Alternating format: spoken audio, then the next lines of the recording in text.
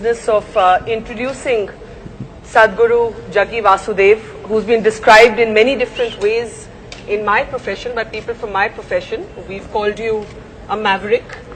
We've called you a monk on a motorcycle. We've called you a glamorous, flamboyant guru. But for your devotees, you are simply Sadhguru. And yet, Sadhguru, at a time when faith seems to be in collision with so many other questions that come up as a matter of individual liberty, I think this will make for a very interesting and important conversation for our time. So I would like to thank you for being part of this conversation. And let me start with the spiritual. And I hope what you say today is also addressed to the skeptics. I count myself among a skeptic who, if told that another human being possesses some sort of godly power, I would perhaps as the first instinct not believe it. But what I find interesting about what some of your sayings is captured by Arundhati Subramaniam in this book, is that you're actually saying that what we experience beyond our five senses, anything that we experience beyond the five senses can be called God, can be called power, or can be called yourself. So if God doesn't necessarily exist, why do we need gurus? Why do we need Sadhguru?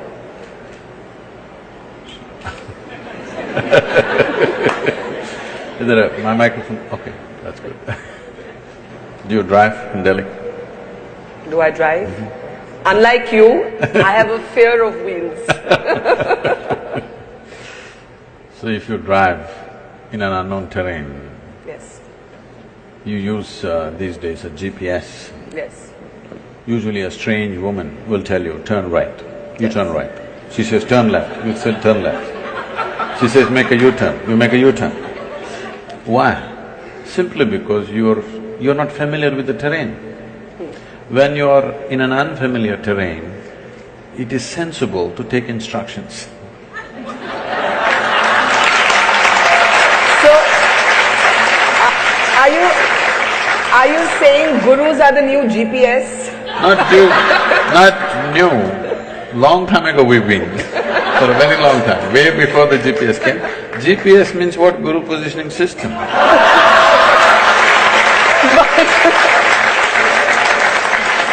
But you know, I have to say that while I don't drive, I've often sat in a car and heard that girl's voice on Google Maps, and often Google Maps does not give you the right advice. You can change it to your man's voice if you wish. Okay. This beginning of this conversation perhaps underlines that you are atypical. You are atypical of what we imagine gurus to be. We expect people who don't crack jokes. We expect people who don't have a zest for life. Somehow all of our spirituality has traditionally been centered around giving up, around abstinence of some kind, abstaining from pleasures, from denying creature comforts. Why do you believe that the material can coexist with the spiritual? It's not that I believe. It's only because you have a body, which is your physicality. You have a life within. If you did not have a body, if you're disembodied, I'm not going to talk to you. Yes. Because with disembodied beings, you don't have conversations, okay? I know people… People do talk to ghosts. People are trying to do that these days. Yes. Because they're not in talking terms with the living, they choose the dead. Because you can make the dead speak whatever you want. The living will speak what they want. It's a big problem. It's a very serious problem in a conversation, because I will say what I want to say. But if I was dead, you can make me say whatever you want to say. But because you can do both sides of the conversation. But if your philosophy, or you hate the word philosophy, I know, if your technology of inner engineering, and we'll talk more about that in just a moment, is available to all of us to, in a sense, find strength within ourselves, Sadhguru, then does that mean that the atheist and the agnostic and the skeptic can also embrace spirituality? Is inner engineering only for those who believe, or is it for anyone who asks questions? The previous question is a loaded one, still not answered fully. Yes, I know, I haven't given up on it yet. Coming to this, See, you're putting atheists and agnostics and skeptics together. It's a wrong classification. Atheists and theists are together. They're one kind. Because they both have certainty. Both believe something that they do not know. Both are not sincere enough to admit that they do not know. Yes. This is the biggest problem. The biggest problem in the world is people are still not straight enough to come to a place, what I know, what I do not know, I do not know. Because they have not realized the immensity of I do not know. I do not know is the basis of longing to know and seeking to know and the possibility of knowing. The moment you destroy I do not know, you destroyed all possibilities of knowing. So this is atheism and this is theism. They're not different. They're in the same boat, they pretend to be different. One believes positively, another believes negatively, but they both believe something that they do not know.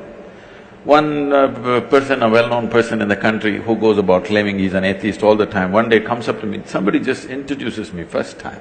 I say, Namaste. He says, do you know I believe there is no God? I said, I don't even believe that. Do you mean Javed Akhtar? I'm not… No, that was a good imitation, so I guess it wasn't difficult. I'm not taking names, I'm saying, the thing is, you also believe something, you don't seem to understand that. Yes. The most important thing is to come to this place of being utterly straight and sincere with life. What I know, what I do not know, I do not know. If you come to this much, if you closely pay attention to everything around you, you will see with all this scientific exploration, we do not know even a single atom in its entirety, that's a fact. So what is it that you know, Sadhguru? Why are millions of people your devotees? Because you just said that honesty is about They don't claim that they're my devotees. What do they say then? Huh? What do they say then? Usually they claim they're meditators, volunteers and stuff. Okay, volunteers then. But there must be something they think that you know, because you just said that life is actually about admitting what you don't know. The corollary to that is there are things that you do know. We do know we are sitting at the Habitat Center Amphitheatre at this moment in Delhi. That we know. What beyond this, Sadhguru, do you know and what do you not know? I've asked you like in the question of more existence now. What do I know? I don't know anything except this one. I know this piece of life from its origin to its ultimate. Everything that I need to know about this life, I know. And I see every other life is actually the same thing if you look deep enough. So in that context, because today modern science is coming to this, there is a theory which is evolving, which is called as constructional theory. What they're beginning to say is, whether it's an amoeba or a grasshopper or a earthworm or a bird or an animal or an elephant or you or me, or the whole cosmos, the fundamental design is same. It is only a question of complexities and sophistication of the same design. So this is something always the yogic science has been saying, that if you know anda, you know pindanda, if you know the atomic, you know the cosmic. Because the fundamental design is same, it's only a question of complexity and sophistication of what's happening. So fundamentally, if you know this piece of life, you know everything by inference. But when you say this piece of life, do you mean yourself? Do you mean this moment? What do you mean by this piece of life? You are a piece of life, aren't you? Are you life or you're media? Are they mutually exclusive? No, because people have mediums, that's why I'm saying. I would hope I'm a flesh and blood person, unless somebody knows better. Flesh and blood you gathered. Yes. Isn't it? Yes. What you call as my flesh and blood, you slowly gathered over a period of time. If this much accumulation of flesh and blood, this much impressions have to be gathered, there must be something more fundamental, isn't it? Do you think of yourself as a yogi, a mystic, or a guru? I have not wasted time thinking about myself. What would you rather be thinking of? I don't think usually. Really. For me, see this whole thing, because of the type of very mediocre education that's being delivered today, we have raised thought to heaven, unfortunately. Thought is a simple thing. I know this is against everything that you believe in, because you're also a believer. No. Believer in thought. Yeah, I Yes. believe in being able to ask questions. That's what I Yes. do for a living. Oh. That's So big. I must believe that it is possible to ask questions. You ask questions for a living. My life is full of questions. Now the thing is, what you call as thought is coming from the limited data that you have gathered from the experience of your life. Every person is the same thing. How much ever we have gathered, it's still too small compared to the size of this cosmos and the way the phenomena of life is happening. From this limited data, you can recycle things and generate thought. Or in other words, nothing new ever happens. Same permutations and combinations of the same thing will go on forever. The essence of what we're teaching in the name of engineering is to engineer yourself in such a way, every moment of your life is a new possibility. If it has to become a new possibility, what is needed is perception. When I say perception, people think opinions. No, I'm talking about perception, as you see here, similarly enhancing your perception so that you perceive life. Right now when we say thought, emotion, we are talking about expressing life. Expression is not so important. Once in a way, we can express. But perceiving it is important because this phenomena is too fantastic. It's not a small thing. The greatest phenomena that's happening here is life itself. So, if you want to know this phenomena, the only way you can know, the only doorway for you to know life is yourself. See, right now, can you see me? Yes. I can. Can you use a finger and point out where I am? Oh, you're wrong. You know, I'm a mystic from South India. Now this light is falling upon me, reflecting, going through your lenses, inverted image in the retina, you know the whole story. Where do you see me now? Still in the same place. No. I do. You see me the way I'm projected in the firmament of your mind. You cannot see me here in the very nature of your visual apparatus. Where do you hear me right now? Within yourself. Where have you seen the whole world? Within yourself. Now if there is a grasshopper here, he doesn't see me the way you see me, he sees me differently. He sees the whole world differently. Now you can think, oh, he is no good. This is the fundamental problem. That we think his perception is no good. No, his perception is very good for his survival. Your perception is very good for your survival, but it's not good enough to know the nature of life. So now, what do I know means, I have enhanced my perception the way it is important to know the nature of life, not just for survival. But if inner engineering as a spiritual technology is something that works, I ask you again, why do we need gurus? Because that means the answers are within us. You're speaking so much language. Did you learn A, B, C, D, all those things? I think so. Do you remember when you were 4 years of age, that damn A, how complicated it was? Yes. There's two versions to it. You had to write it 100 times to get the damn A. Today you can close your eyes and write. So it doesn't matter how simple something is, without a certain guidance, could you have picked up ABC, I'm asking? No. Similarly, when something new you have to approach, if you don't have the right kind of guidance, you won't pick it up. Tell us a little bit about yourself. Your story is well chronicled, but what is of interest to people is that you started off as… I haven't read that book, I don't know, I hope she's written nice things about me. She's written a very brilliant… Arundhati Subramaniam has written a very brilliant No, book. she's brilliant, but what's she written about me? One of the things that she has said is that you give great space for dissent. You like a good argument. That you're not one of those dictatorial gurus. I don't know where is a dictatorial guru. I think most people have not met a guru, they've just seen calendar images and made conclusions. I don't think they've met any genuine guru. There are a whole lot of people who should have been temple priests who are good entrepreneurs and they've become gurus today. That's different, okay? Temple priests No, I'm who saying… have become good entrepreneurs. No, I'm saying… It's just another way of saying they're charlatans. That's a strong word. Maybe that's enterprise. I'm not an enterprise.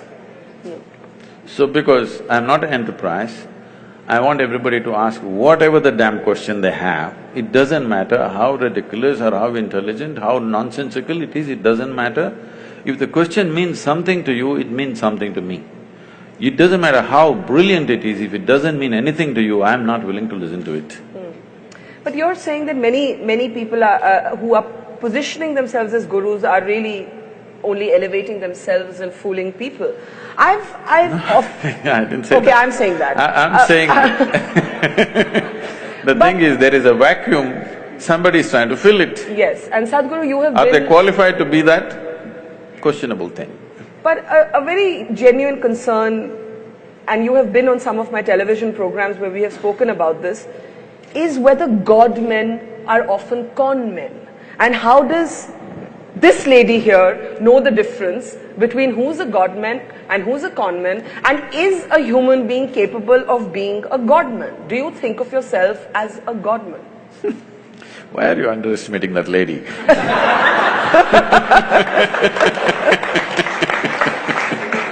Okay, let it be my question. How do I spot the difference between a godman and a conman if I don't even believe that humans can be godly?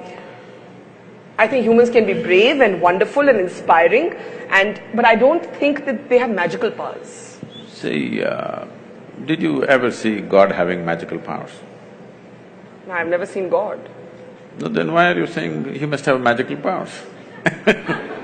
So first of all, this God-man is essentially a media-coined word.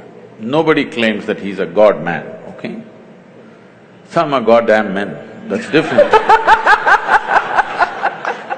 I don't think anybody has personally claimed I'm a God-man. I have not met anybody like that. Now, that's another kind of profession, putting labels on everybody, you know. Leaving that alone, what is it? This is a culture, you must understand, this is unfortunately all mixed up today. This is a godless culture, you must understand this. There has never been an idea of a god in this culture. Only in competition with what came from outside, because we saw they could rule us, they were dominant, and we thought we have to imitate their ways, we also started making it up to some extent, not successfully though. Yes, but we know the technology of God-making. When I say technology, we're using the English word God, but that word doesn't exist in India. Here we call them devas. What a deva means is, see, today media is projecting Tendulkar as a cricketing god. It's very appropriate to this culture, because if somebody excels beyond a certain level in any field, he may be a sports person, he may be a warrior, he may be an artist, he may be anything. If he excels beyond what normally average human beings think is possible for them, he goes, they recognize him as a deva and he is worth looking up to because he becomes a guiding light for them. That'll anyway happen, whether you like it, you believe it, you don't believe it, in every field, somebody rises, he becomes the light for the rest of the people. Yes. So similarly in the inner spaces, when I say the inner spaces, the quality of your life is not determined by what kind of house you live in, what clothes you wear, what car you parked outside, what things jing-bang happening around you, no. This moment, how joyful, peaceful, blissed out you are within yourself. Now if I sit here, we are sitting here in the same space, breathing the same air, probably we ate the same kind of food. I don't know what you eat. But if I sit here now with my eyes closed, the way I am within myself, I will not exchange this for anything in the universe. Now, when people see, no matter… the number of things I'm managing is insane. Everybody thinks, Sadhguru, is it possible? You must go crazy someday. All volunteers, over 3 million volunteers, enterprises, businesses, okay, projects, mega projects on the street, all kinds of activity going on around the globe. If anybody has to go nuts, it's me, okay? Because all run by volunteers. Run by volunteers means nobody is trained for the job. And you can't fire them for inefficiency because they're volunteers, all right? And anytime, they come in anytime and do great things, anytime they'll walk away, all right? And nothing should collapse. Till now, I must tell you this, as we are sitting here, this day, probably little over 300 and odd programs, in engineering programs are happening in the world. Never in the last 33 years, one program has been abandoned or has failed.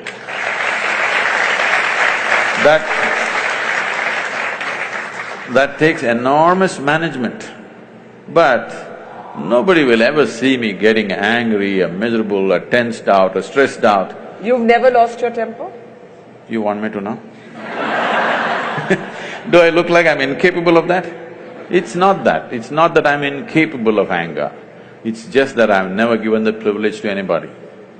I have not given this privilege to anybody. They can make me happy, they can make me unhappy, they can make me angry, they can make me miserable. No, I kept these privileges to myself. So, people… you were talking about miracles or whatever, people ask me, Sadhguru, everybody in every ashram, miracles are happening. You are beating all the miracles down. If we say something happened, you make us look like fools. No miracle. I say, what, you want me to pull a pigeon out of my pocket? If I pull a pigeon… there are No, if gurus who claim to do that, who have been challenged by rationalists. I'll come to this. If I pull a pigeon out of my pocket, I have a shitty pocket. And you have a bird. What are you going to do with this? You come to me, I will show you the miracle. I have thousands of people who are working 7 days a week, 16 to 18 days… 18 hours every day. In the last 2, 5, 10 years, not a single moment of irritation, agitation, anger in their life. This is a miracle. This is a miracle we want to manifest. You don't want a miracle? I agree, this is a miracle. Yes. And not that pigeon. Do you have a pigeon in your pocket? Okay. I told you, I don't like a shitty pocket. Now, you were 13, in Arundhati's book I read that you were 13 when you first quite accidentally discovered yoga. You were children playing at the bottom of a well. That's what the book says. Tell us, how did you discover yoga? Oh. I told that because that's how it happened to me. I said that to her, I don't know how she's written, I have not read it. I said that to her because I want people to understand the nature of the universe is, even if you do for the wrong reasons, you do the right thing, still it works. If you do the wrong thing, even for the right reasons, it still doesn't work. People need to understand this, because the whole world has invested on goodness. The goddamn goodness is killing the world. There are too many good people, and these good people are the biggest problem.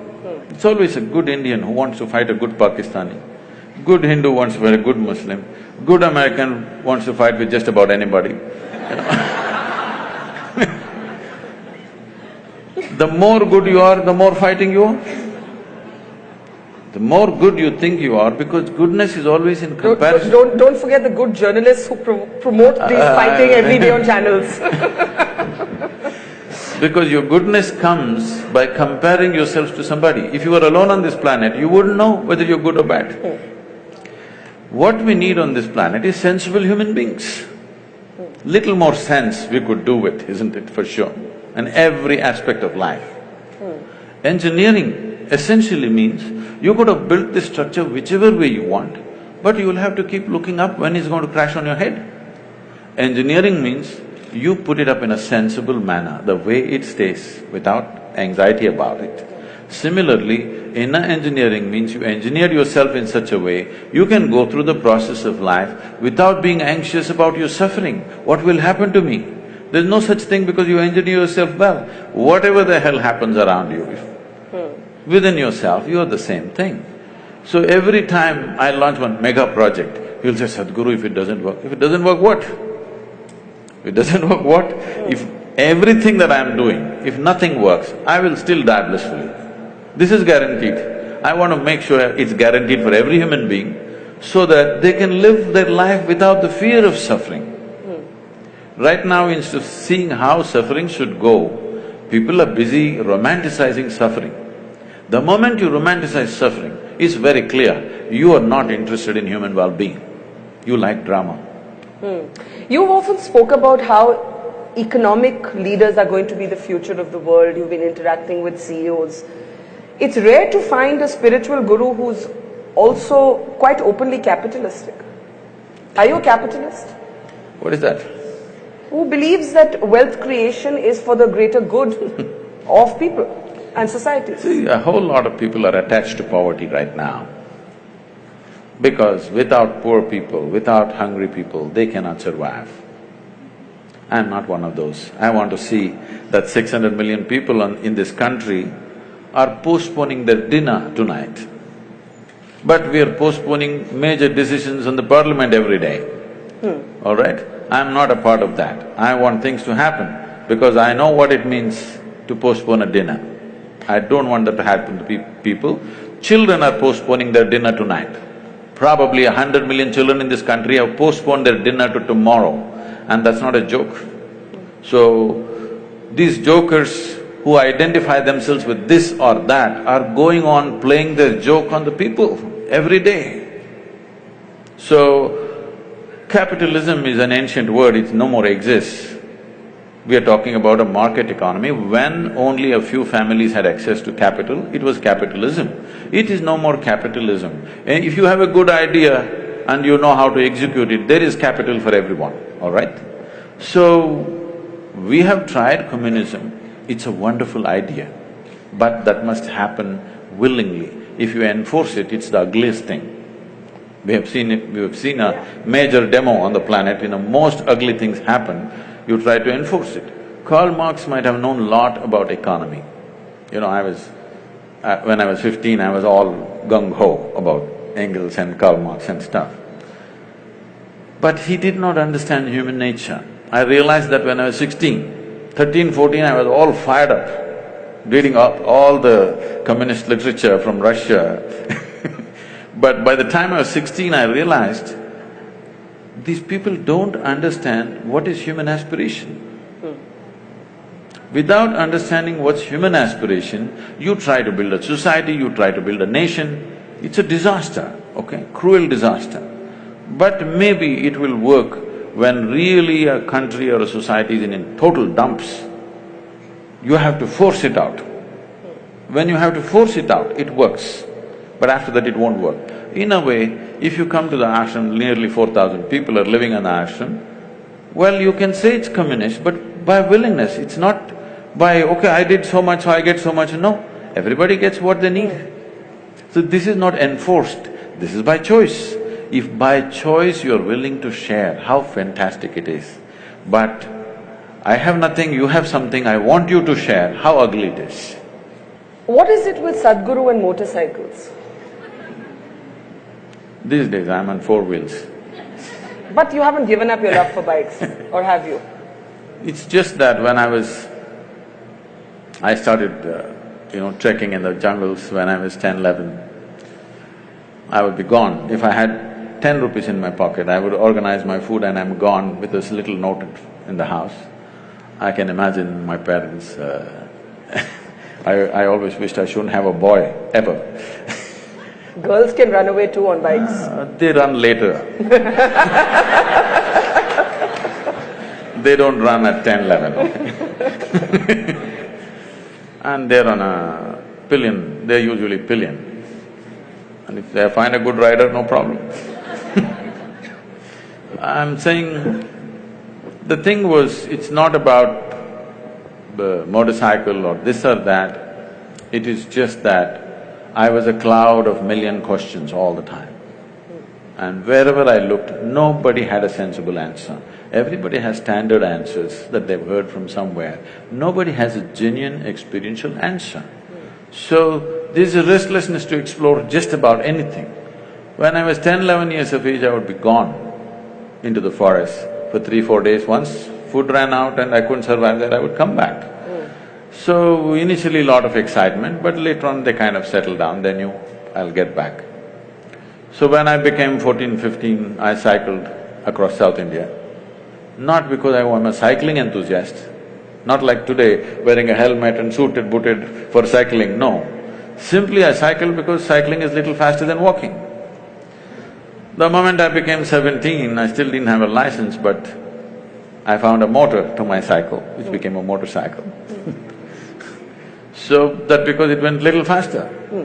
It supported my restlessness to know something, I didn't even know what the hell it is. I didn't know what I was looking for, but I had questions about anything I looked at. Everything in the universe looked like a question mark to me. But the question about the motorcycle is really to ask whether the motorcycle, the Land Rover or Land Cruiser, which one is it now? Land Rover, Land Cruiser? I'm not sure. But whatever, the four wheels, the helicopter. I think you once said somewhere that I like, that whether if it moves on land, water or air, I like it. This is not… One thing is I like anything that works, and machines work. Yeah. The more efficiently work, the better they are. And why it's important is, after all, what is the quality of an individual human being? How smoothly and how efficiently your body, mind and everything functions is the quality of a human being, isn't it? So machines always excited me, whether it's a bicycle or motorcycle or because of, lack of the necessary, probably the fitness that I was at that time. I crisscrossed India on a motorcycle. Today it would be hard, so you get into something a little more comfortable. But while that makes you a very interesting character to observe, did you ever worry that you'd be labelled or dubbed a richy rich person's guru? This is the sadhguru who flies his own planes, who likes his BMW, who likes his game of golf, who likes having a little frisbee match on the Let's come to that. See, the thing is, I wouldn't mind. I even sometimes I ride a bullock cart. Nobody reports that. I love to handle the bulls and I still drive them sometimes. But now I want to have a conversation with you. This afternoon till 2 o'clock, I was in Jodhpur. Yes. I could have come by bullock cart or a camel cart. You had to wait for 5 days. I came on time, you must appreciate that. So it's about efficiency is what you're saying? Yes. So I personally learned to fly a helicopter, where I don't have the time for these things, but I somehow fit in this and learned because 70% of our work is in rural India. I thought this little helicopter I could set the place on fire because I'm half the time stuck, half my life I'm on the road stuck in some traffic, driving myself, all the time behind huge… Everywhere, there's no place in the country where there's no traffic jams. Believe me, even in rural India there are traffic jams. So I thought a helicopter would really revolutionize our work. I picked up the thing, I got my license, FAA license, but in India it's so difficult to get the license because many of these rules were made before Wright brothers came. Well, according to some, the plane was also made before the Wright brothers came. And they say it was made in the Vedic ages. They're not very wrong. Conceptually it was made. Whether physically they're built or not, we don't have proof for that. Conceptually Conceptually it's about imagination, to think that you can move from place A to place B. No.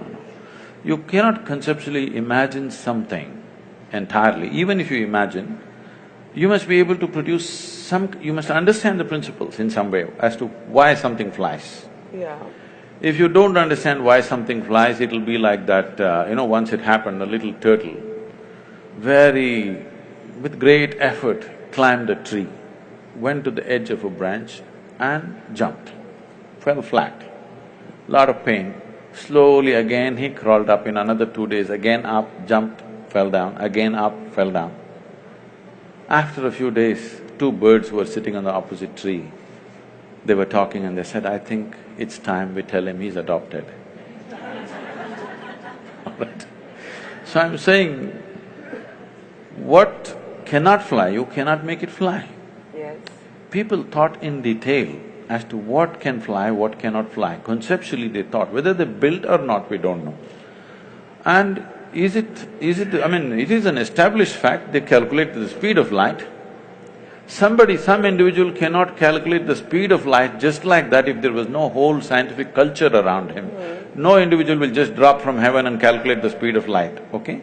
There must have been a scientific culture, otherwise it won't happen. But we need to understand, there is a difference between science and technology. But there's also a difference between science and mythology. Some things are just great stories, that doesn't mean they actually happened.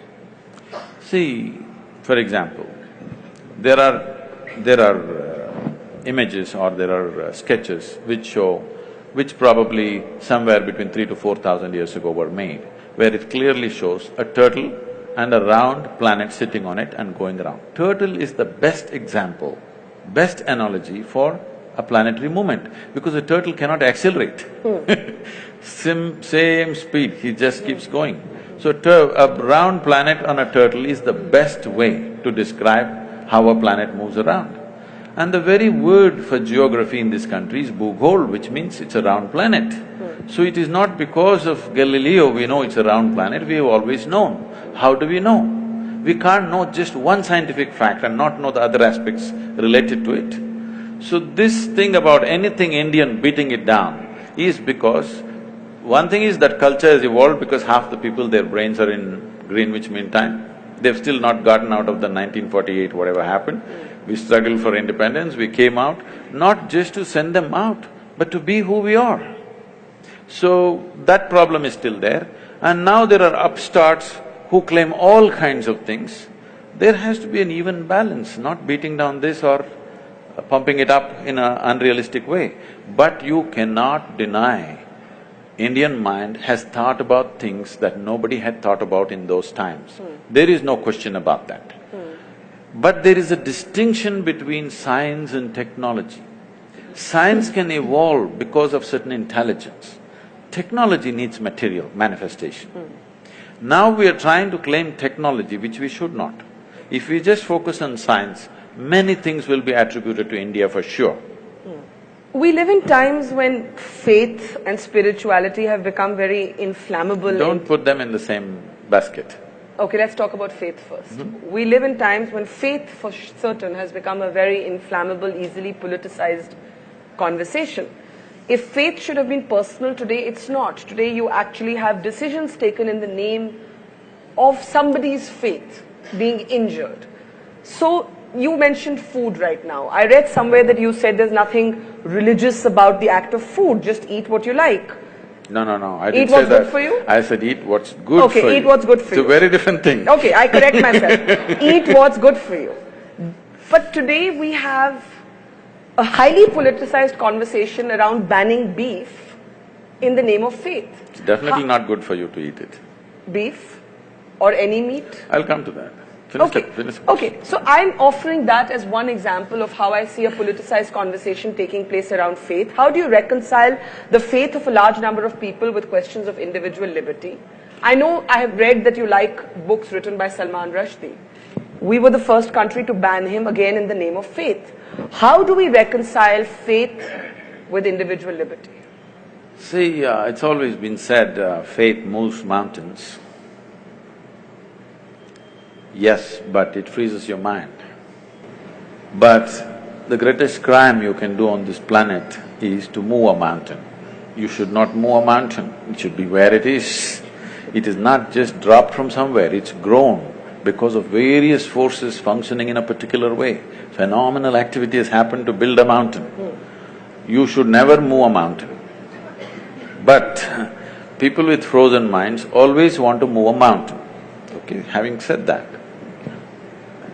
when we say faith,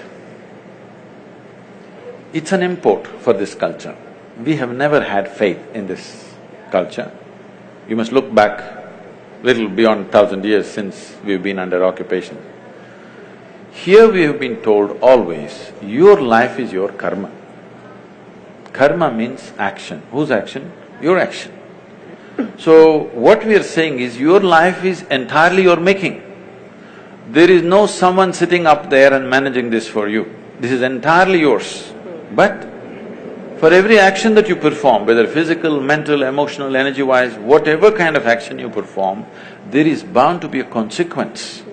If you're ready for the consequence, do whatever. If you're going to cry about the consequence, control the action right now. Based on this, now you came to food. See, the food consumption has been looked at very carefully in this country. If you just bring this back, the world will be healthy. Do you understand? Here we have identified different type of people, what they should eat. If you're doing menial jobs, how you should eat. If you're doing trading, how you should eat. If you're into spiritual process, how you should eat. If you're into education, how you should eat. Why this is each person needs a different type of building of the body. You want to run 100 meters next to Mr. Bolt, what kind of food you should eat? You just want to work in Delhi, what kind of food you should eat? You want to think in a certain way, what kind of food you should eat? For all these we have very clear prescriptions. Now, when it comes to food, what it means is, we are taking another life, whatever that is, it may be plant life, animal life, whatever. You're taking another life, ingesting it, and you have to make it your life. That's a whole thing. What is your life, what is that life, if you look at it? All life on this planet is coming from the earth. This body is also the same soil, this is also same soil. If there is an earthworm, that is also same soil. But see how it has become, how this has become, how that has become. If I give you… you like a mango or a banana? Mango. Mango. I know, you're ruling the state right now. Now, if you eat a mango, this mango becomes a woman in you. If I eat a mango, the same mango becomes a man in me. If a cow eats a mango, the same mango becomes a cow in the cow. Why is this happening? There is a certain information or software in you. Whatever you eat, it transforms it into a woman. If I eat, it transforms it into a man. If a cow eats, that becomes a cow. So, every life is happening the way it is happening because of a certain dimension of information, or in modern terminology, let's call it software. There is a certain software, which is an arrangement of information. Now, the idea is to eat as simple a software as possible. If you eat that kind of life, which is a very simple software, your ability to override that software and make it entirely a part of you is very good. As that software gets complex, more and more complex, your ability to integrate it goes down. So especially if it's a creature which has some sense of thought and emotion, if it has emotion, then you should not eat it. This is the understanding. An animal which has any emotion displays certain emotions, especially if it displays emotion which is near to human emotion, you should not eat it because it will not integrate itself, that animal nature will start manifesting itself. Or in other words, in India, today maybe in cities people do not know, you see in the villages, people have very intimate relationship with the cow. They have drunk the milk of that cow, their children are drinking the milk of that cow. There is a very deep relationship. If you do not know this, cow is one creature. If something happens to you and you are in some kind of grief or misery, you don't have to be near the cow. Wherever the cow is in your house, it'll start shedding tears for you. You know, I've seen this with my eyes, I couldn't believe. When somebody is dead in the house, what does a cow know? It is somewhere, simply tears flowing. So when it has such deep emotions, if you kill it, it's like killing a human being, it's murder or it's cannibalism. So because of that, this is not a faith thing, this is not a religious thing. We thought this is a fundamental sense. Why, when we are hungry, why can't I cut you up and eat you? What's wrong? What's wrong? But what you're saying should be about many more animals than just the cow. Yes, of course. And when it becomes about only the cow, then there is certainly a perception that it is a political decision or a religious decision. No, I'm not talking about whatever the laws. This is not about people getting up and saying it's cruel to be a meat eater. That would be a different argument. I'm not even talking about cruelty. Even cutting a plant is cruel, in my experience. But you have to do it. But if you're conscious of it, you will do it to the minimum possible extent, not do it wantonly. That's the whole thing. Now about this political ban about cow slaughter or whatever, this has many things. One thing is there is a sensitivity. Once you drink milk from the cow, she's like your mother. Killing your mother and eating her up is something people cannot digest in this country. Still 80% of the people belong to that category and they're hugely… there's a huge emotion, such an emotion which because they've always been made to be docile in a certain way, they have not violently reacted to it. But in some places, it has happened in villages and other places. There is already a beef ban in many villages just by a norm, not by any law, that you don't bring this kind of things into the village. I am not saying you must ban it or not ban it, I am saying the sensitivities of your population, without considering, you can't go do this blatantly. Because it is growing, it's becoming a growing business, India is becoming a major exporter of beef. Yes. That's not right. Even if somebody ate something, it is up to them, it's their personal taste, whatever. But now you're promoting it and you're making it grow, there is serious concern, but our people don't express it. Our people don't go out on the street and not going to kill anybody because they killed a cow. So, ban is not what is needed, more education was needed rather than banning. But you haven't spoken to what happens when faith repeatedly seems to come into conflict with individual liberty. The banning of books. There were people killed in Paris because they were seen to have mocked, the Prophet Muhammad and so on. So where does this end? Where do we stop violence and politics in the name of religion? If you want that to stop, you must understand this. You're saying today, it's not today. In the last 2000 years, this is the history of the world. Continuously it's happening all over the world. Suicide bombers are a new phenomenon? Well, you've forgotten about the crusades and the other things which have not been reported in history. Hundreds of millions of people have been killed in the name of God, all right? It's new to us here, but even here, thousands, hundreds and thousands have been slaughtered in northern part of India just because of the faith that they belong to when the invasions happened. Nobody writes about it because we never took the pen and wrote, somebody wrote history for us the way they like it. Because all history is sponsored by kings, they wrote the history the way they want and they said they're great emperors. But what they did was absolutely terrible. So you need to understand, faith is a new thing to us. When I say new, in this country which has 12,000–15,000 years of history behind us, 1,000 years is new for us. We've still not come to terms with it, we're still struggling with it. But struggling within ourselves, not creating a struggle on the street, because that's not our nature, because here always we've been drilled into us, whatever you do, there'll be a consequence for you. Even if you come back another life, it won't leave you, it'll come back to you. This has been told, this controls people, this is a tremendous technology, please understand this. And it's not simply a fake thing, it is a real thing. Everything that you think, feel, act, there is a consequence. Not because there is somebody thinking he must give you a reward or a punishment. It happens in your own chemistry. How do we keep faith, which you say is new to us, separate from politics? You have in the past, for example, I remember when Anna Hazare was launching his anti-corruption movement, you did come and applaud it, but you said that the Lokpal was not some magic wand. I remember you saying that. Do you believe that we are seeing a dangerous cocktail of faith and politics getting more and more mixed up? See, it is happening, I'm not saying no, but it's much less than ever before. Really? Yes. It seems to be much more than ever before. No, that's because of you.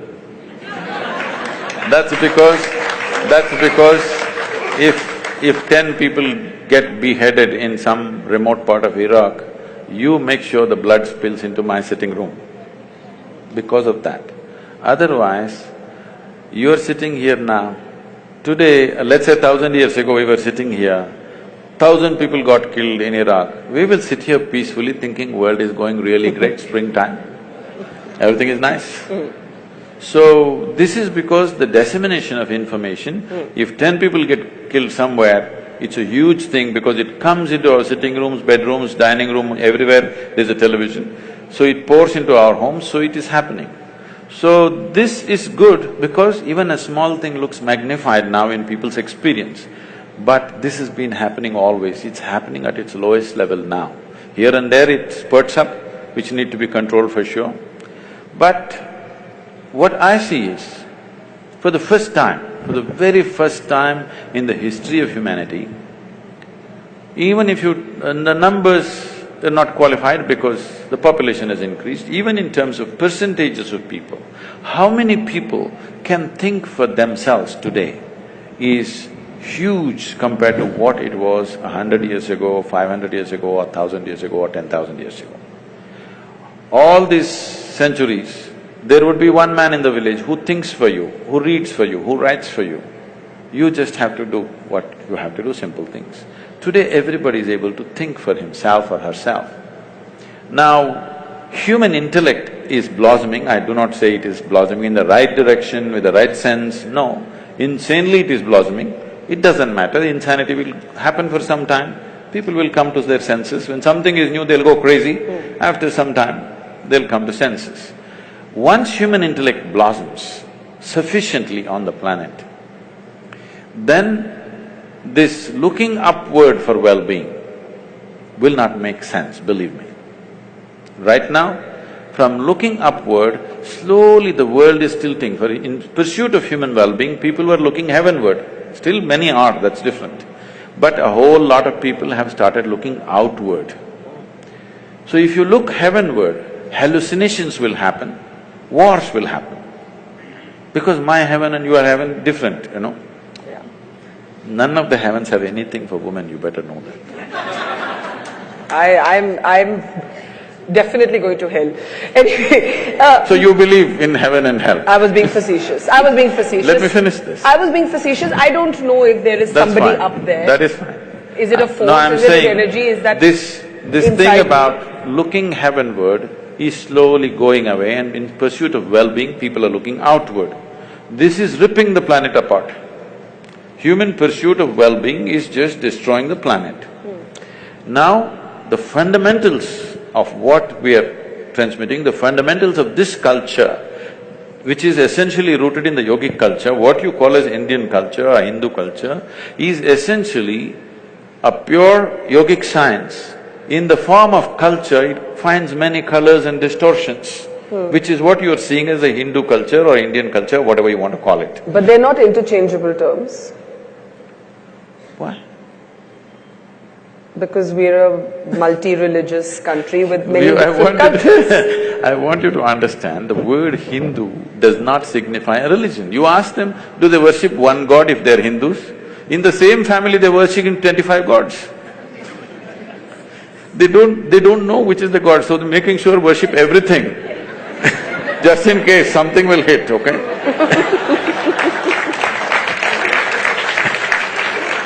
Now, the word Hindu means the land between Himalayas and Indus-Sagara. This land, this subcontinent is Hindu. All people who are born here are considered Hindu because it's a geographical identity. I know there's a whole political issue, if I speak like this, they say, oh, he's Hindu. No, I mean, people will tell you you're echoing the RSS chief. I don't know what he said, I'm not… He said all Indians are Hindus, and there was a huge political outcry over that. Okay, all Indians live between Himalayas and Indian Ocean. That's okay. Those who want to jump into the ocean… If you live… see, this is a dialectical culture, it expresses things in a certain way. Between Himalayas and Indian Ocean, if you live, you are a Hindu. If you jump into the ocean and cross, you are a Lanka. So, I don't know what is the struggle about this. This is because there is such a narrow understanding of this. This is the debate we have to change in the country.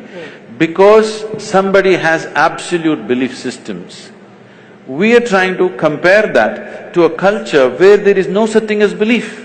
We have not ever been believers, we've always been seekers.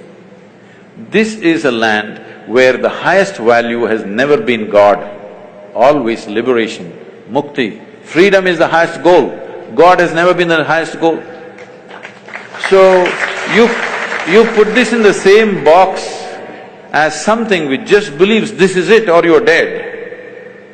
Unfortunate. That's not the way to look at it. This is what we have to bring back. If we really value human freedom, you must bring back this seeking for liberation. I want to be free. not just from others, but from myself and my God and my heaven and everything. Because God has never been the goal in this culture. God is just another tool. When I use the word tool for a God, people get very hurt. Say, Sadhguru, don't say that, it hurts us. So that's okay. You come to the ashram, I'll give you some plumbing job, all right? That'll hurt more. No. No spanner, no winch, nothing. Use your fingers, nails, teeth, whatever. 3 days later, nails will be gone, half the teeth will be gone. Then I will give you a spanner. Will you worship the spanner or no? We are who we are.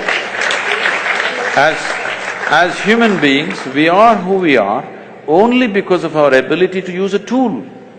Otherwise, you're not even good as a dog. You can't even fight a dog, isn't it? So you're against organized religion? Quite clearly, if God is just a tool and faith is not the same as spirituality. I'm not saying I'm against this or that. All I'm saying is, I want human beings to come to this much. If you know something, you know it. If you don't know something, you don't know it. Everything that you do not know, you believe. This is a dangerous thing. Now, the fight on the planet is not between good and evil, this and that, no. One man's belief versus another man's belief. I'm saying, why the hell do you believe anything? Because you're essentially not straight enough to admit, I really don't know. I don't know people can't fight. I don't know, you don't know, can we fight? I know is a fight. I do not know is never a fight. I do not know is a way of seeking. If we do not establish this seeking in every human being, that every human being is longing to know, whether outside or inside, whatever, you are… because this is the nature of human intelligence, it can't sit quiet. It can only sit quiet if you freeze it with belief system. If you seal it with belief system, it can sit quiet. Otherwise, the very nature of this intelligence is it wants to know. Okay, we're almost at the end, so I think I'm going to take a few questions, just 2-3 minutes of questions. Seeing lots of hands go up. The lady behind you, yes, please.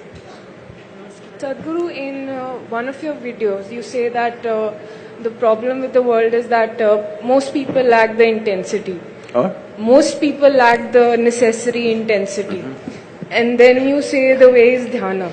So, intensity is more associated to fierceness in personality and dhyana is more associated to calmness. So, they are somehow counterintuitive. Can you elaborate a little? People think peace means rest in peace. Because their idea of peace is death. Peace can be very intense. Peace can be tremendously intense because peace means the reverberations of life have become subtle and intense.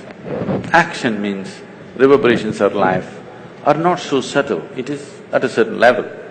So peace happens not because… peace may happen if somebody is dead, but to be alive and peaceful means you need to be highly intense state of energy, otherwise you can't be peaceful. The reason why most people who don't have any problems as such, after all, they're trying to earn a living, reproduce and bring up their children and die one day, just for that they're freaking, simply because of lack of intensity. Because life is happening at a low ebb, naturally everything is a problem. If it rises a little bit, suddenly you have a little clearer view of everything. For this, you need a higher intensity of energy within you. And the yogic system is essentially focused towards that. Dhyana does not mean… no. Okay, let's take the next question, right here in the front row, yeah. What I get from Isha's philosophy, if I may say there is that you need to see internally, in your interiority. You need to fix it internally before fixing your external situations. But is it also not right? Is it also not very important to do the right thing externally? Just to make myself more clear, if I be more… No, I'm clear, I get the question. Why do I look so dumb? Let's say, if… I got it. Yeah. If somebody is born… I got the question. Isha's philosophy is not about looking internally or externally. It is just that if you're looking for mangoes, you look up the tree, you don't dig the earth, all right? But if you're looking how to plant a mango tree, then you dig the earth. You're looking for mangoes, if you dig the earth, will you find it, I'm asking? So if you're inner things, you must look inward, outer things, you must look outward. There is no such philosophy, look out or look in. Wherever the damn thing is, look there. It's like, Shankaran Pillai went for a job interview and they asked him, which is further, Mumbai or moon? He thought profoundly and then said, Mumbai. They said, how do you say this? He said, I can see the moon, I can't see Mumbai. Okay, last question, yeah. Namaskaram, Sadhguru. I just want to ask… Hold the mic closer to Yeah, you. I just want to ask you that everybody's perception of good and bad is different. And what do you think if we start manifesting our own good and bad, what will be the state of the society? Maybe you won't have power tonight. I think I already made this clear. The biggest problem with the world is there are too many good people, not enough sensible people. Yeah. Sense is life-specific, okay? Goodness need not be life-oriented. Goodness may be going to heaven. And the moment I want you to understand this dangerous concept, people don't address this. The moment you believe, suppose I believe there is heaven and it's a beautiful place and you can live in the company of gods, should I send you there today or no? If I really care for you, I'm saying. Yes? If I really care for you and if I believe there's a great place, should I send you there or not? This is a dangerous thing, do you understand?